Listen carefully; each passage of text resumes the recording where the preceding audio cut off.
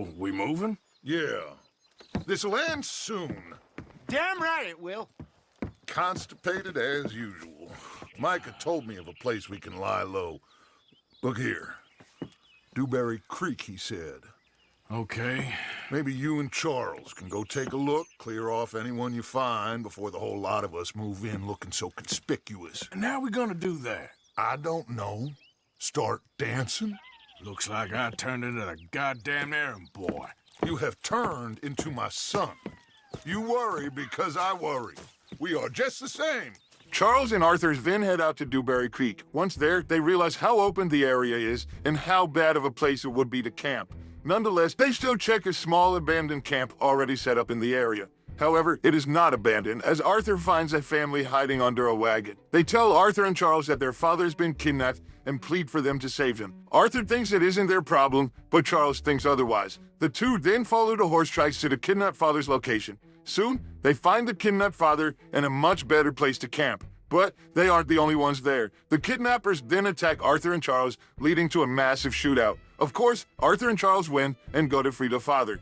There's just one problem. He doesn't speak English. But Arthur still takes him back to the family while Charles goes to tell the gang where to move camp. In the end, the hard work paid off as the father gave Arthur a gold bar as thanks for saving him and bringing him back to his family. Arthur then goes to the new camp. The gang got run out of Valentine after an altercation with the railway magnate Leviticus Cornwall, who has grown tired of having his trains robbed by gangs of outlaws. Afraid that the routes westward were being watched by Pinkerton agents, the gang moved south and east and are now hiding at Clemens Cove, near the town of Rhodes. But before they get to work, Dutch asks Arthur and Hosea to go fishing. How you doing, old friend? Fine. It's funny, us ending up down here. My daddy died in a field in Pennsylvania, fighting this lot. I ever tell you that? Many times. I see I'm boring you, Arthur. Worrying me. We lost men back there. We have lofty goals, Arthur. We're trying to reform society to a kinder, truer, better way. Now, of course, there's gonna be casualties. We're thieves. In a world that don't want us no more. We are dreamers in an ever duller world of facts. Now, I'll give you that, but come on. Old Hosea says that there's a creek around here. I reckon it's full of fish. Hey, old girl, come on down here. Why don't you show us this creek you've been pissing in? Along the way to the fishing spot, the gang encounter a wild Trelawney, arrested and in the back of a prison wagon. Dutch then gets to talking with the driver, who he finds out is the sheriff of Rhodes. Whilst Dutch is talking, the prisoners break out of the wagon and climb onto a train. The gang then help chase down the escapees, once again running on top of a train. Eventually, all criminals are caught once the train stops, and Arthur then goes to meet with the others at the Rhodes Sheriff's office. As thanks for their help, the sheriff sets Trelawney free and asks Dutch to come back to the office sometime. The three then finally go fishing and sing a few songs, then return to camp. Once there, Arthur finds Sadie and Pearson arguing. Oh, say whatever you damn well please, but I tell you, if I don't get out of here soon, I'm gonna kill somebody. And if you don't stop hissing at me, I'm gonna kill you. You come near me, sailor, and I'll slice you up. You put that knife down or you're gonna be missing a hand. What is wrong with you two? I ain't chopping vegetables for a living. Oh, I'm sorry, madam. Was there insufficient feathers in your pillow? I ain't lazy, Mr. Morgan. I'll work, but not this. Well, ain't cooking work? My husband and I, we shared the work. All of it. I was out in the fields. I can hunt, carry a knife, or use a gun. But I tell you, you keep me here, I'll skin this fat old coot and serve him for dinner. Watch your damn mouth, you crazy goddamn fishwife. Enough, both of you. Well, come with me then. You want to head out there, run with the man? So be it. But we do more than just hunting. We're hunted. And them things hunting us, well, they got guns of their own. I ain't afraid of dying. Good. You need anything, Mr. Pearson? Maybe me and Mrs. Adler gonna take a little ride. Yeah, sure. Here's my list, and can you post this letter for me while you're there? Sure. Come on, princess. Arthur and Sadie then head into town while Sadie reads Pearson's mail. When they arrive, Arthur then heads to the train station to pick up some mail of his own, and Sadie goes to the general store for supplies. They soon regroup and Sadie buys some new clothes. They then ride back out to camp, but are stopped by a local gang called the Lemoyne Raiders. Now, what are the Lemoyne Raiders, you ask? Well, they are a gang of ex-Confederates and trainees trying to hold on to their twisted idea of the past. Kind of like people saying Eminem is still good. So, they patrol the state of Lemoyne, enforcing their own laws. The one they enforce on Arthur and Sadie is a toll. But Sadie refuses and shoots one of the raiders, leading to a massive shootout not far from camp. As always, they win and return to camp. Once back, Uncle tells Arthur of a new plan for a robbery. I bring a gift. The great gift of information. So you got some tip-off, so now I can risk my neck and make you some money while you lounge around. You know, Arthur, bitterness, it works on the inside as well as on your sour face. If you say so, you could go find some other fool to run your errands. Bill, come on over here. Will you be my other fool? You too, Charles. What are you talking about? Arthur's above a little stick-up I heard about. No, I'm not. You just said. Hey, I'll do it, as long as you ride with us. I got a serious medical condition. Yes, you are a compulsive liar. No need to be like that. Charles, have I ever lied to you? I hardly know you. Exactly. Now, you boys should do this. It's easy, and I'll only take a small commission for my information. But it's now or never. Then it's never. Oh, God help me. Fine, I'll do it. Well, what is it? It's a supply wagon carrying payroll, but very briefly unguarded, apparently. As it passes through a crossroads near here where there's an old ruined church before it connects with the rest of the wagon train. Very easy pickings. As long as we get paid or you get shot, I'm happy. You are a sick man, Arthur Morgan. A very sick man indeed. The four then ride out, and soon the wagon appears. The gang rob it, but then another wagon appears, and soon many guards on horses. The four then flee to a house nearby and hide out there until the night. But there's one problem. The guards are now searching the area around the house and are coming to search the shed where the four are hiding. They aren't noticed, luckily, until Bill knocks over a lantern, causing a fire. Once again, the gang get in a massive shootout, and as always, they win and escape back to camp. At least they managed to make some decent money. But, of course, they need more, so Arthur meets Dutch at the sheriff's office in Rhodes. Of course, of course. Oh, and here is my dear friend, Arthur Callahan. Boy is a hunter. Boy is a killer. Arthur, you've met but not been introduced to Mr. Oh, I'm so sorry, Sheriff Gray. How are you doing, sir? I'm fine. Tough business you boys had.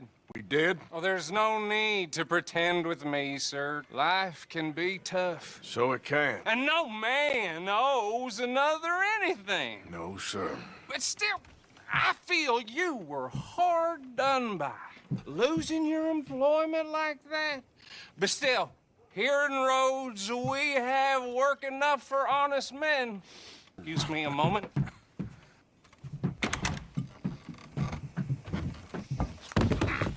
I told you we was moving up in this world. Deputies. You have finally lost your mind. Amongst these drunkards, hillbillies, and slavers? Good, honest thieves like us. We're bound to be moralizers in a place like this. Oh, Sheriff Gray, you are back. Now listen, sir. There is shine in them woods, though, and it is costing this county its good name and the state a whole lot of income. You boys wouldn't mind rooting it out. Maybe we'll make you permanent. The newly deputized three then follow another deputy, Archibald, to their bayou and soon find the Moonshine Distillery. Once again, they get in a shootout with the Lemoyne Raiders running the distillery, and once again, they win and destroy the distillery. They also steal a wagon load of the Braithwaite's moonshine. But who are the Braithwaites? You'll find out later. Be patient. Speaking of Lemoyne Raiders, Lenny has a lead about a pile of weapons. I got something. Could be good. Yeah? Yeah, I was in Rhodes talking to some of the colored folk. They said there's a gang of fools holed up in the swamps east of here who think their war ain't never ended. The Civil War? Yeah, apparently it's still raging in these fools' minds 30 years later. Okay. That ain't my point. These ignorant fools are weapon dealers. And in their dealings sometimes sit on a decent pile of cash. Yeah, been selling weapons to Cuba and South America for years. Anyway, the old boy I was talking to reckoned there might be a bunch of cash just sitting around.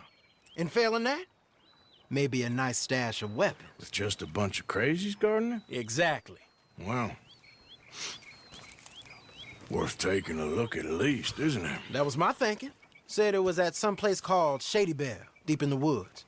Okay. Lenny and Arthur then ride out to the Raiders' hideout at Shady Bell. Lenny then draws the Raiders out, and soon they get in another shootout. Of course, they win and secure the weapons. They then head back to camp, and once there, Bill has something to tell Arthur. We got something cooking you might be interested in. Am I gonna like the sound of this? Been cooking since Horseshoe, but you went and kicked up all that commotion in Valentine. Now, we was preparing to rob the bank there until you got involved in all that nonsense, and I don't know, I just feel like it's unfinished business. That wasn't my fault. It was just one of them things. How come every time I get in trouble, I'm called a fool and an idiot? But when you get in trouble, oh, it's just one of them things. It's a good point, Arthur. A very good point. All right, well, what do y'all want me to do? Hit the goddamn bank with us. You really think it's worth going back there? 4 of us can hit the bank easy, but I ain't gonna lie to you. There will be law if we linger. And if serious? No, just local boys being rounded up and pressed into action. Meaning? If we go in quick and quiet, we can hit it just fine. If there's 4 of us, I mean. Y'all think it's worth the risk? It's a bank, Arthur. So? Is the take good? According to the fella I met, yes. It's the end of the stock sales. Plenty of money and plenty of people milling about.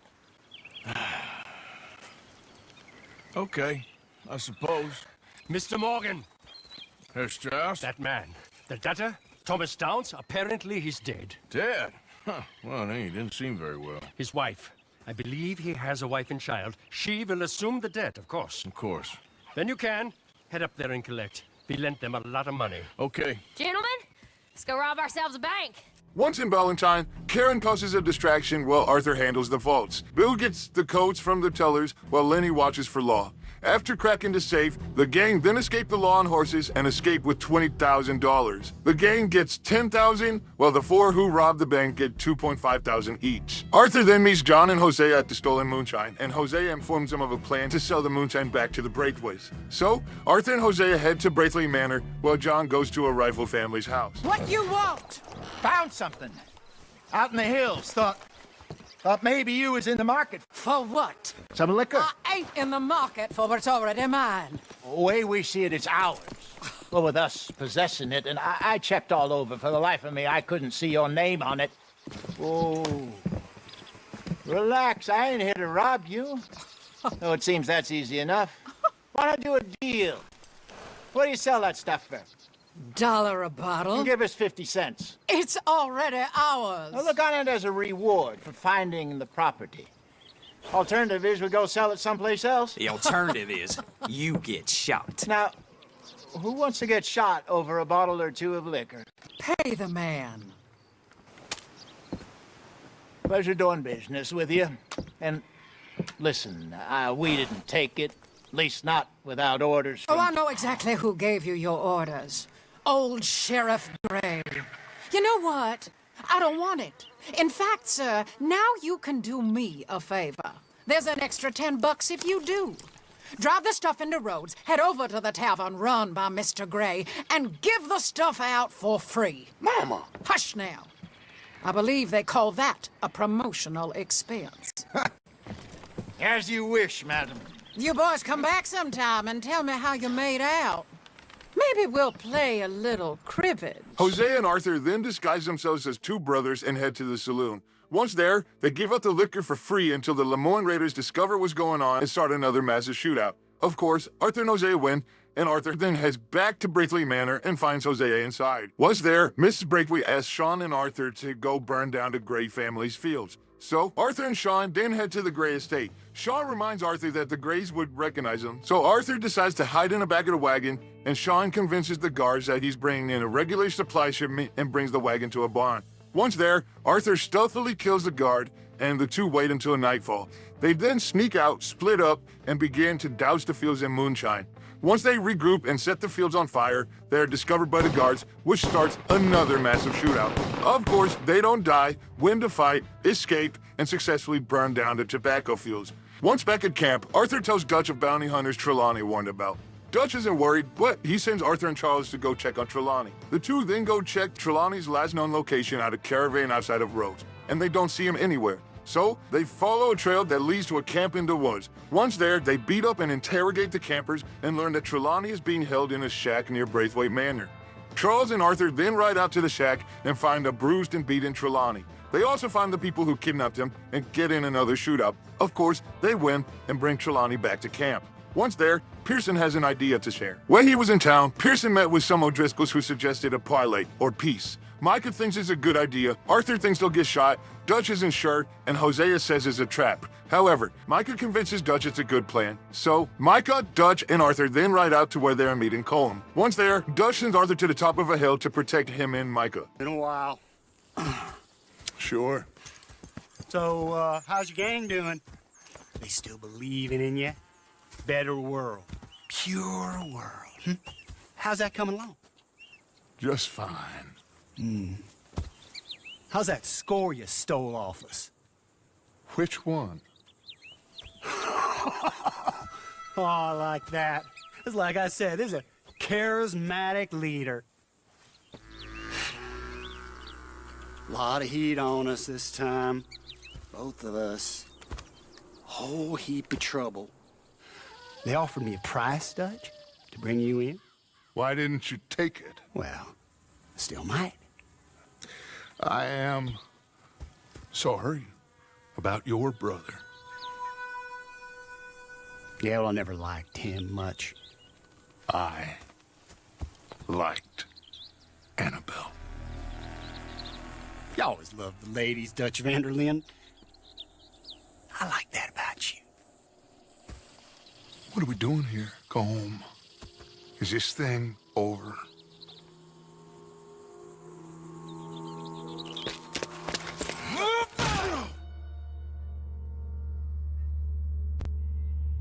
Arthur then wakes up in a forest and tries to escape, but he is shot. He then wakes up again, hanging upside down in a basement. Arthur Morgan. It's good to see you. Hello, Colm. How's the wound? I hardly feel it. You will. Septic. Ain't nice. Now, tell me. Fine gun like you. Why you still running around with old Dutch? Could come right with me and make real money. It ain't about the money, Colm. No. It's Dutch's famous cars. You killed a whole bunch of my boys.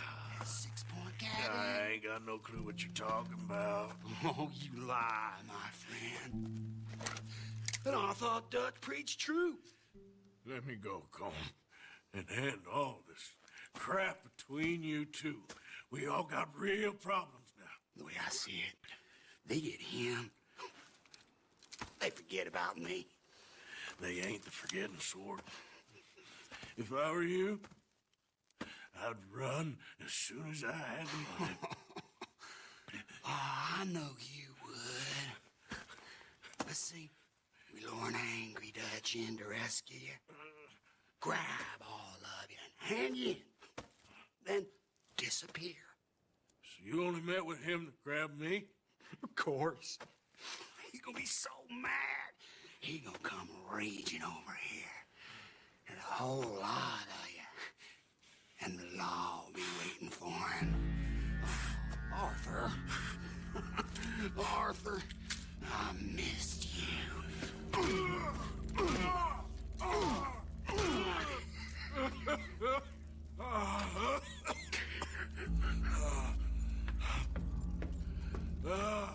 Arthur then uses a candle to gauze his gunshot wound and swings from side to side until he eventually reaches the ground. He then stealthily grabs his weapons and struggles to make his way to his horse. Eventually, he reaches the horse and lets the horse bring him back to camp as he becomes unconscious. The horse makes it back to camp and the gang is horrified at the sight of Arthur. They immediately get him to bed and let him rest. After a few weeks pass, Arthur is ready to get back to work. So, he heads to the Gray Estate where John and Javier are waiting. And have you met my partner, Arthur Morgan? No? I met your son, the sheriff. Okay. Mr. Gray here was saying how he had problems with a family of degenerates. Oh, well, nobody likes degenerates. Hag and her inbred sons. They ruined this county. They killed my uncle, you know. That ain't right. Problem is, we can't be seen to get too close. And?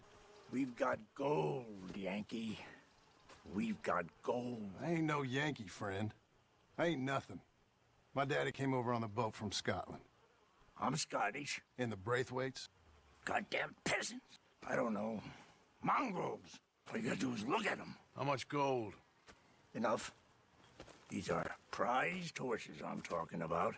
Them, they'll get you 5,000. 5,000 for horses. Easy. And where do we sell them, these $5,000 horses? Over in Clemens Cove. Fellow over there will run them out of state and give you 50 cents on the dollar. Mister, you got yourself a deal. The three then ride out and sneak through Braithwaite Manor to the stables. Once there, John pretends to want to buy some horses from the stable owner, then Arthur stealthily kills him. They then take the horses and try to bring them to a buyer, but are discovered by the Braithwaites along the way. Once again, they get in a shootout, and once again, they win and escape to the buyer of the horses. However, the buyer calls him crazy for asking for $5,000, but says he will buy them for a much smaller price. John reluctantly agrees, and Arthur gets mad, so he heads to Rhodes where Bill, Sean, and Micah are waiting for him. We've been waiting for you, Arthur. Well, I'm sorry to have kept you. Come on, let's get going.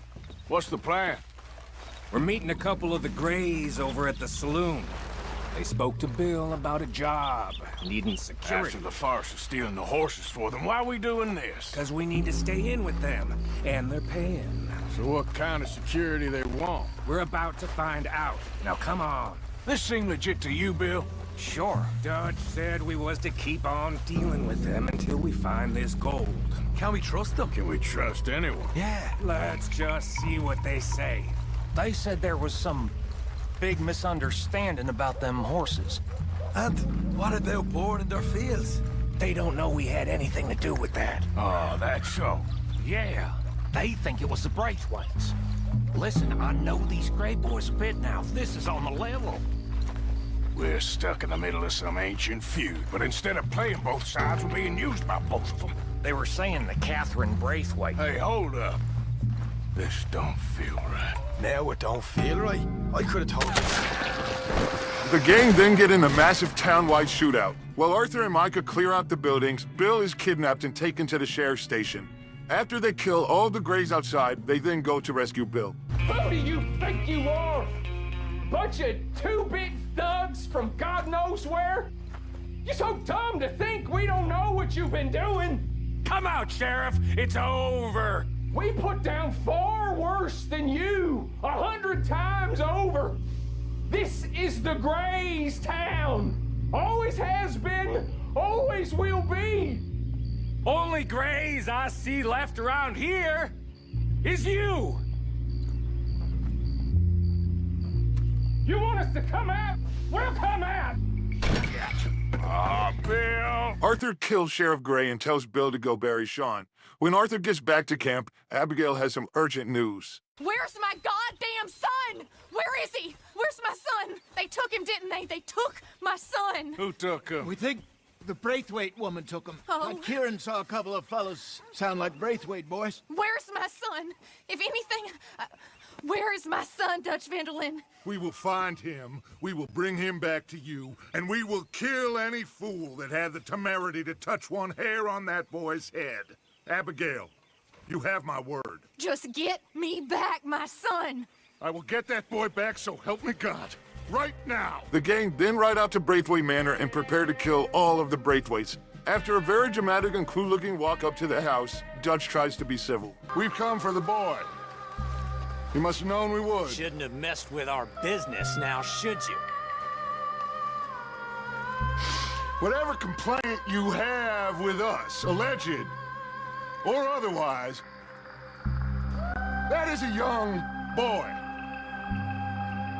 That is not the way you do things. Hand him over. Get the hell off our land! If you ain't gonna be civilized about this. The gang then get in the biggest shootout yet and struggle to take the house. Eventually, they make it inside and look for Jack, but he is nowhere to be found. Once upstairs, Jose and Dutch find a door that is being blocked from the inside, but Arthur can't help as there are reinforcements outside. So he heads out to the balcony and starts shooting again. Eventually, the Braithwaite guards are killed, and John and Arthur break open another door into the blocked room. Inside, they find the remaining guards and kill them. Dutch then searches the bathroom and finds Catherine Braithwaite. You want me to kill you too, old woman? You bastards! Where's the boy? We have lived in this house for 120 years. We never had no problems except for Where Yankees. is the boy? Who took him? You killed my son! Oh, and I will surely kill the rest of them unless you start talking. Oh, I know your type. Common scum. Where is the boy? You filth. All right, we get her out of here. The gang then burn down the house and ask one last time for Jack. I never liked you. Why'd you take the boy, Mrs. Braithwaite? You stole my Boys are off liquor. limits. You stole my horses. Ain't no rules in war, mister. Matthews. Yes, that's it. Where's the boy? My sons gave him to Angelo Bronte. So my guess is Saint Denis. Either there or on the boat to Italy. Let's go! Arthur, come on. What we doing with her? Leave her. I told you she was crazy.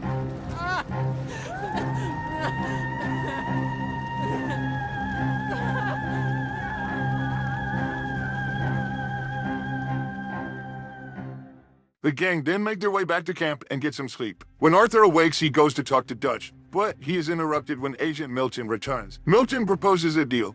If Dutch turns himself in, the gang will be able to run away free. However, the gang remains loyal to Dutch, and Agent Milton warns that the next time he sees the gang, he will be with 50 men and they will all die if they don't run.